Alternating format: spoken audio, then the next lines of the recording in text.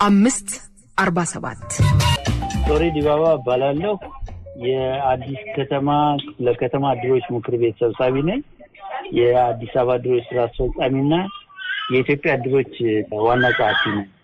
ያው ድሮች ያቀድሞ የነበረንን አሰራር እንደተጠበቀ ሆኖ ያሳይደውት በተለያዩ የልማት ስራዎች ላይ የህብረተሰቡን ግንዛቤ ወቅታዊ ጉዳይ በማስገንዘብ ረገድ የልማት ስራዎች ላይ በመሳተፍ የተለያዩ ህብረተሰብ ጠቃሚ የሆኑ ስራዎች ላይ ተሳትፎ እናደርጋለን። በዚህ ጉዳይ ላይ እየሰራን ነው። በአሁኑ ሰዓት የቀብር ማስፈጸሙ ጎን ለጎን ማለት ነው። ህገወጥ ስደትን በመከላከል ረገድ ረጅም ያለ ጊዜ ከተለያዩ ግብረሰናይ ድርጅቶች ጋር አሁን ደግሞ በስተመጨረሻ ከካስማ ጋር አብረን አንዳንድ የግንዛቤ ማስጨበጥ ስራዎችን ነው የምንሰራው። አውላጭ ብዙውን ጊዜ ለግል አመራሮቻችን የተለያዩ መድረኮችን በማመቻቸት እነዚህ መድረኮች ላይ የህገወጥ ስደትን አስከፊነትና ዜጎች ወደ ውጭ የመውጣት ህገ መንግስታዊ መብታቸው እንደተጠበቀ ሆኖ ለመውጣት ግን ህጋዊ መስመር ሊከተል እንደሚገባቸው በአመራር ደረጃ ስልጠናውን የወሰዱት አመራሮች በየድሩ በሚኖሩት የክፍያ ወቅት የጠቅላላ ጉባኤ ስብሰባው በተለያዩ መድረኮች ለድረተኞቻችን ገለጻ እናደርጋለን እና በዚህ ሰፊ ግንዛቤ ማህበረሰቡ እንዳገኘ ነው የምንገልጸው። ዋናው ነገር ይሄ ሀገራዊ ችግር ነው። እንግዲህ ዜጎች ወደ ስደት እየሄዱ በመንገድ ላይ የሚገጥማቸው አደጋ ያው ዞሮ የድረተኛው ልጆች ናቸው። ከየትም የመጡ ሰዎች አይደለም፣ ዜጎቻችን ናቸውና ችግር እንደሚገጥማቸው ወላጆቻቸውም ጭምር በሚገባ ይረዳሉ እና ይሄንን እናስገነዘባለን። በአግባቡ የደረሰበትን ነገር እናያለን። የአንዳንድ ድሮችም የህገ ደንባቸው አካል እንዲያደርጉ ይቻላል። ሁሉም ድሮች አሁን ለምሳሌ ከዚህ ከኤችአይቪ ጋር መከላከልን በተመለከተ ለህፃናትን በመደገፍ አቅመ ደካሞችን በመደገፍ ረገድ ለአረጋውያን ለአካል ጉዳተኞች የሚደረጉ ድጋፎችን በተመለከተ በድሩ ደንብ ላይ ባለመቀመጡ የሚሰራው ስራ እንዳይቀር የህገ ደንባቸው አካል እንዲያደርጉ ጭምር እናስገነዘባለን። አንዳንዶችም የሚያደርጉ አሉ። በዚህ በህገወጥ ስደት ዙሪያ እንግዲህ ረዘም ያለ ጊዜ ወስዶ ነው ትምህርቶች ሲሰጡ የነበረው። ከፖሊስ ጋር በትብብር ከተለያዩ ግብረሰናይ ድርጅቶች ጋር በትብብር ስራዎች ይሰራሉ። በእርግጥ እንደተባለው መርካቶ አካባቢ በተለይ ዋናው የአውቶቡስ መናኸሪያ አካባቢ ብዙ ዜጎች ከየክልሉ እየመጡ እዚህ አካባቢ ነው እየተጣሉ የሚሄዱትና ይሄ ለዚህ ነገር መባባስ ከሌሎች ክፍለ ከተሞች በበለጠ አስቸጋሪ ሁኔታዎች አሉ አዲስ ከተማ ላይና ይሄ በአነስተኛ ዋጋ የሚከራዩ ጊዜያዊ ማረፊያ ቤቶች እነዚህ በሙሉ ስላሉ እንግዲህ ከህዝቡም ብዛት አንፃር ከሚተላለፈውም ሰው ነዋሪ ካልሆነውም ሰው ብዛት አንፃር አቅም በፈቀደ በድሮቻችን ብቻ ሳይሆኑ በመንግስት በኩል በድሮች በተለያዩ ግብረሰናይ ድርጅቶች በፖሊስ በሌሎች የጸጥታ አካላት በመተባበር ብዙ ስራዎች በዚህ ዙሪያ እየተሰሩ ነው።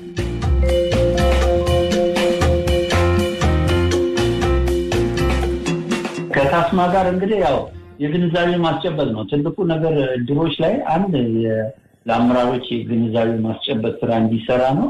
ቅድም እንዳልኩት አመራሮቹ ደግሞ ከዛ በመገንዘብ ወርደው የህገ ደንባቸውን ከዚህ ጋር በተያያዘ ጠቃሚ በሆነ ደረጃ የሚቀርጹበት የሚያስተካክሉበትን መንገድ ማመቻቸት ነውና ትልቁ ነገር የአመራሮችን ግንዛቤ ወቅታዊ አድርጎ የማስገንዘብና የማብቃት ጉዳይ ላይ ነው እየተሰራ ያለው። ውጤት ተገኝቷል። እኛ አሁን ላይ ሳይሆን ከረጅም ጊዜ ጀምሮ ባለን እይታ ማህበረሰቡ ብዙም አይረዳም ነበር።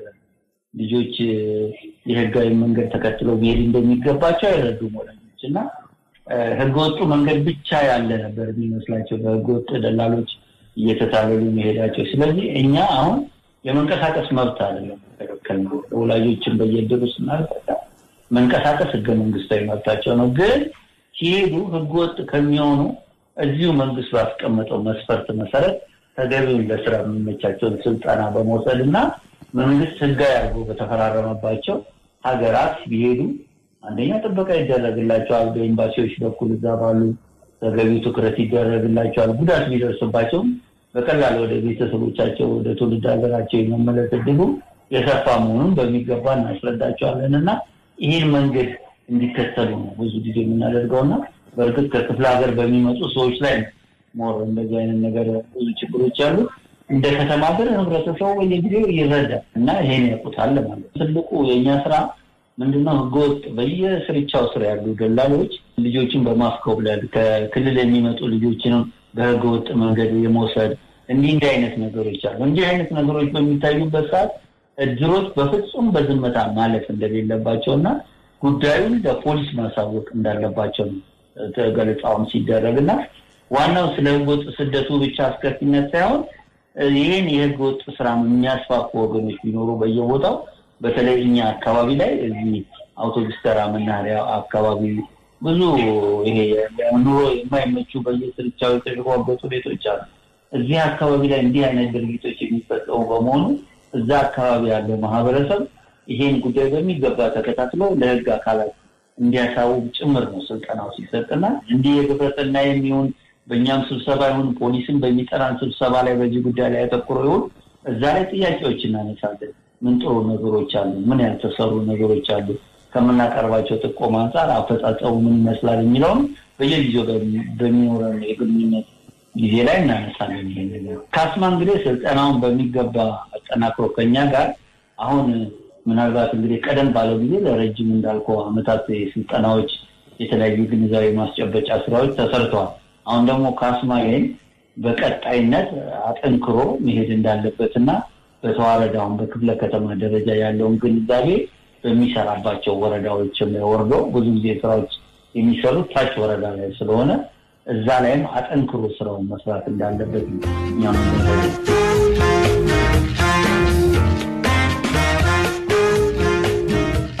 አንደኛ ቅድም እንዳልኩ ይሄ ወደዚህ ነገር ሲገባ ከድሮች የቆይታ ረጅም ዓመት በመነሳት አጭር ጊዜ ነው ወደዚህ የገባን ትንሽ ዓመታት ናቸውና ይሄ ነገር በሂደት በማህበረሰብ ውስጥ እየተለመደ ነው።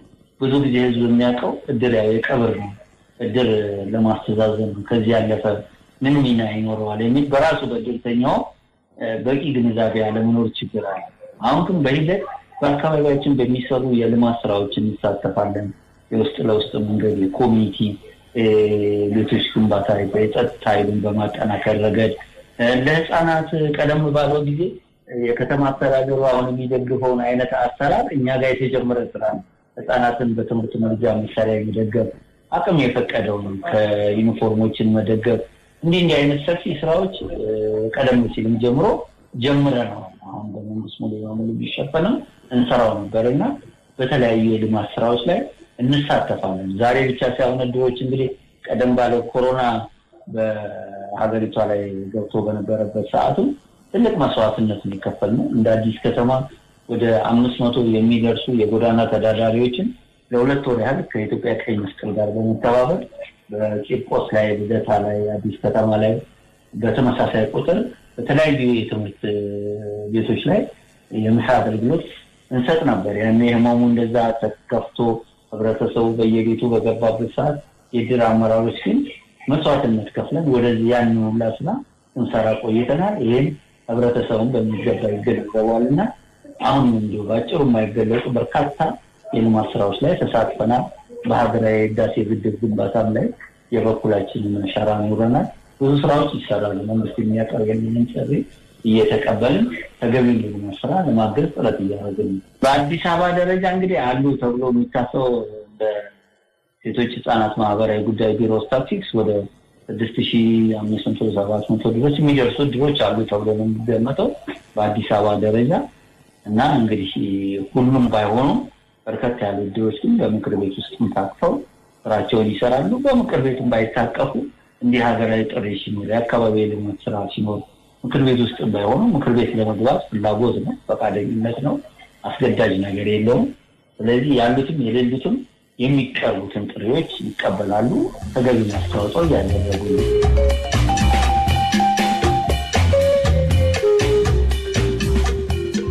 እኛ ለወላጆች ነው ሞር ምናልባት ከዚህ ከህገወጥ ስደት ጋር ተያይዞ የወላጆች ግፊት አንዱ ፋክተር ነው ብለን እኛ የምንረዳው። ምክንያቱም ትምህርትሽን ጨርሰሽ ቁጭ ብለሽ ምንም ነገር ሳታግዢ የኛው ተቀላቢ ሆነሽ የጎረቤት ልጅ ከላይ እንደዚህ ሀገር ሄዳ ይሄን ገዝታ ምናምን ከሚለው ሐሳብ ስንነሳ ትልቁ የወላጆችን ግፊት እንዳለበት አንዱ ጉዳይ ነው ብለን ስለምናምን ወላጆች ላይ ነው በደንብ ግንዛቤ መፍጠር ስራዎች የሚሰሩ። ከዛ በኋላ እነሱ ልጆቻቸውን በፍጹም በስነ ልቦና ማስጨነቅ እንደሌለባቸውና ልጆቹ ግን ከሀገር ውጭ ለመሄድ ቢፈልጉ መብታቸው ሆኖ ነገር ግን ህጋዊ መንገድ ቢከተሉ እናንተም ልጆቻችሁን ደና ሆነው ነገር ልታገኟቸው ትችላላችሁ።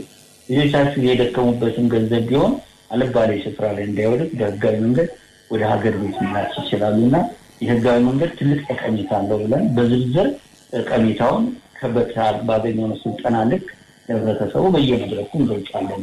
ተቃውሞ የለውም። ሰው ምንድነው መጀመሪያ አካባቢ ላይ ፕሮሰስ ይበዛል። በመንግስት በኩል ሲሆን ውጣ ውረድ አለው። ሰላሎቹ ግን በቀላሉ ይልካሉ። እነሱ የሚያዩት በአጭር ጊዜ ውስጥ መላካቸውንና ልጆቹ ስልጠና ገቡ የሚባለውን ነገር። ስልጠና ግን ለነሱ በጣም ጥቅም እንዳለው ነው የምናስረዳቸው።